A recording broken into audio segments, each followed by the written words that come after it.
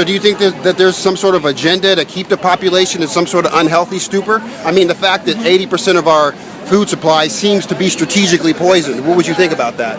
I know that sounds extreme, but I mean, would it make sense? I don't know enough about that topic to say confidently there is an agenda as such, but I do think... But would it make sense? Sure, it's plausible. You want to worry about our kids and what's going on with their health?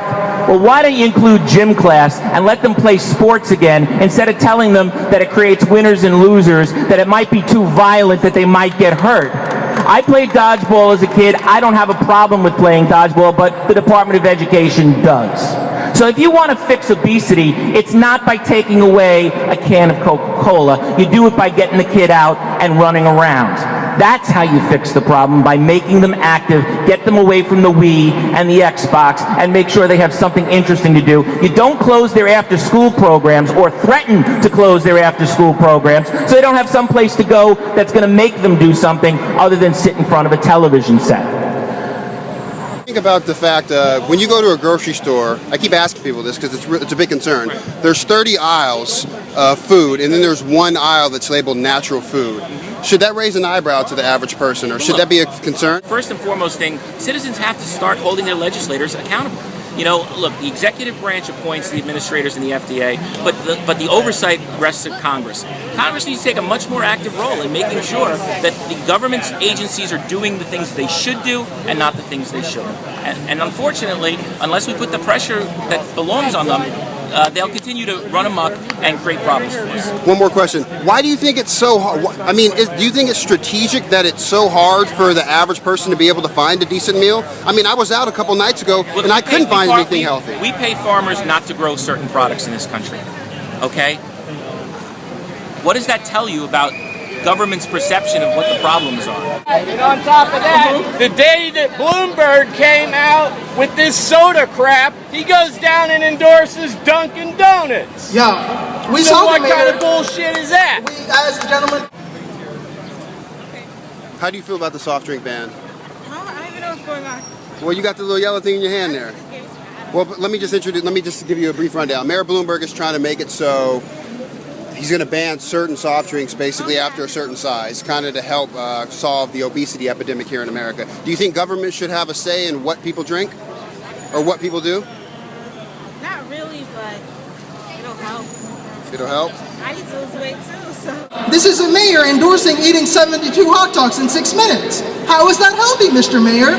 Doesn't that promote heart attacks and cholesterol and strokes? And what kind of message is he sending that he is endorsing hot dog eating contest, he is endorsing National Donut Day, but he is coming out against soda? It's logically inconsistent. And we expect better from the mayor of New York City. This isn't some podunk town in the middle of nowhere. This is the greatest city in the world, I would argue. What's your perspective? I'm from Germany. So what does that mean? You don't have a perspective?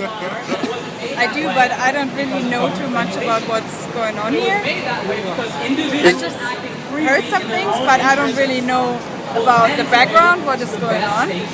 So, what people do, what? The government's telling people that they can't drink certain things because it may be unhealthy, and people are concerned that it's going to give the government too much power to kind of have control of our lives. This makes no sense at all. It's like, I don't know, to me it sounds a little like typical crazy American. Yeah. What is it like in Germany? We don't have things like that, and I don't know, you don't really hear like things like that coming up like for discussion at all. I don't know. I mean, how can you say like freedom for everybody and then make like restrictions, things like that? It's like everybody is like responsible for themselves. Let me ask you, in Germany, is it hard to find healthy food? I feel like here in the U.S. it's kind of a task to find healthy food. No, in Germany it's not at all, but actually, like, I think when I came here to the States, I always thought it is that hard to like get healthy food, but I went to the store and actually I don't think so. You can still get the food, but I think this society got a little lazy, and they just, the offer is too big.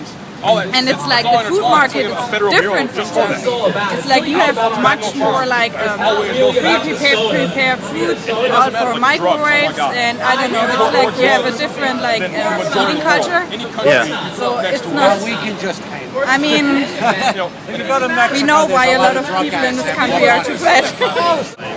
What do you say to the people that say it's for advocates of health that kind of want to see the obesity epidemic kind of capped? I lost nearly 100 pounds. I'm 90 pounds thinner today.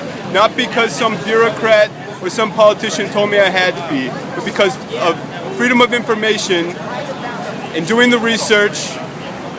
I chose to exert my freedoms, find out what is healthy for me, and I lost over 90 pounds today.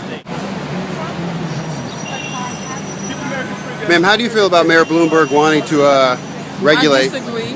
Okay, you already know what's going on. Huh? I disagree because it should be a parent consent. If you have someone soda, you know not. For instance, my daughter's 16 to 16 months, and I refuse to give her soda because I know it's bad for her. It should be a parental consent. And I disagree because it's like that's just like saying if I eat too much ice cream, I'm gonna get sick. If you eat too much of anything, you're gonna get sick. So it's how much you consume in your body. So you're basically saying it's not government's job to tell you how to live. Exactly. So it's about personal responsibility. Right. So what do you think about companies like, I'm not sure if you're familiar with Monsanto's, but companies that kind of lobby to regulate food products that they know are damaging to the human genetics, that they know are... I think that they should not be selling that kind of stuff. They only should be selling food that we know we can eat and where we won't get sick. And like I said, it should be how much we put in our body. So what do you think about the fact that over 70% of the food market seems to be toxic, seems to be bad food? It seems hard. Would you agree that it's hard to make an actual healthy decision these days almost? Yes, it is. Basically, what we can do is just eat salad. Mostly, like for me, for instance, I only eat salad, chicken, and fish. So basically, that is true what you're saying, but then again, it's up to us to eat that stuff or not. Not everything that we eat is safe. Just like the tuna fish, it has too much mercury in it.